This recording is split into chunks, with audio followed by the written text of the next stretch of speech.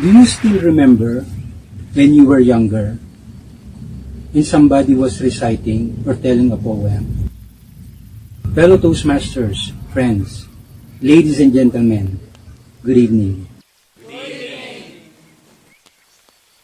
When was the last time you listened to a person who delivered a poem? Do you still remember his or her name? Today, I'm going to deliver a poem entitled The Man with the Hoe.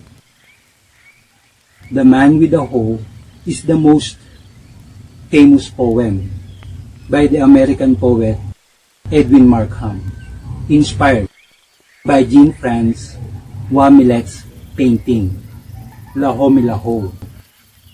This poem was first presented as a public poetry reading at a New Year's Eve party in 1898.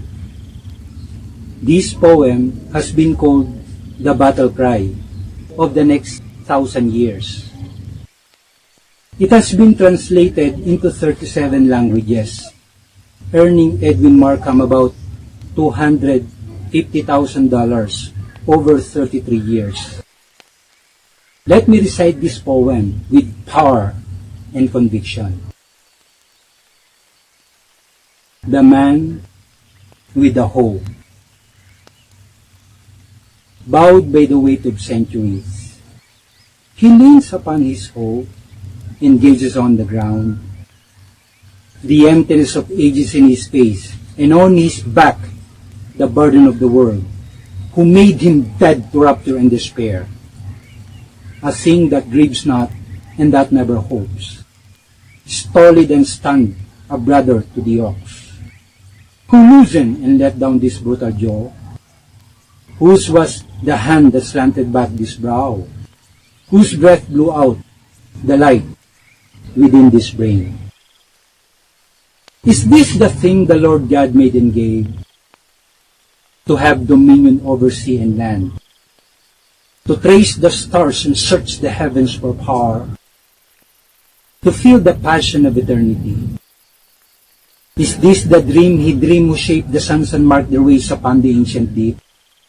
Down all caverns of hell to their last gulf, there's no shape more terrible than this. More tongue with cries against the world's blind greed. More filled with signs and portents for the soul. More packed with danger to the universe. What gulfs between him and the seraphim? Slave of the wheel of labor. What to him are Plato and the swing of Pleiades? What are the long ridges of the peaks of song, the rift of dawn, the reddening of a rose? Through this dread shape, the suffering ages look. Time's tragedy is in that aching stoop. Through this dread shape, humanity betrayed, plundered, profane, and disinherited.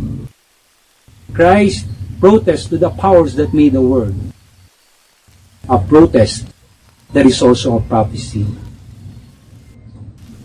O masters, lords and rulers in all lands, is this the handiwork you give to God? This monstrous thing distorted and soul quench? How will you ever strengthen up this shape? Touch it again with immortality. Give back the upward looking and the light. Rebuild in it the music and the dream. Make right the immemorial infamies, perfidious wrongs, immedicable woes. O masters, lords and rulers in all lands, how will the future reckon with these men? How answers both question that are? When whirlwinds of rebellion shake all the shores? How will it be with kingdoms and with kings, with those who shape him to the thing he is? When these dumb terrors arise to judge the world, after the silence of the centuries. Fellow Toastmasters, friends, ladies and gentlemen, that is the most famous poem by the American poet Edwin Markham, inspired by Jean-Francois Millet's painting, La Hoe. That poem portrays the labor of much of humanity, using the symbolism of a laborer, leaning upon his hoe, burdened by his work, but receiving little rest, reward, and justice. Back to you, Toastmaster of the Evening.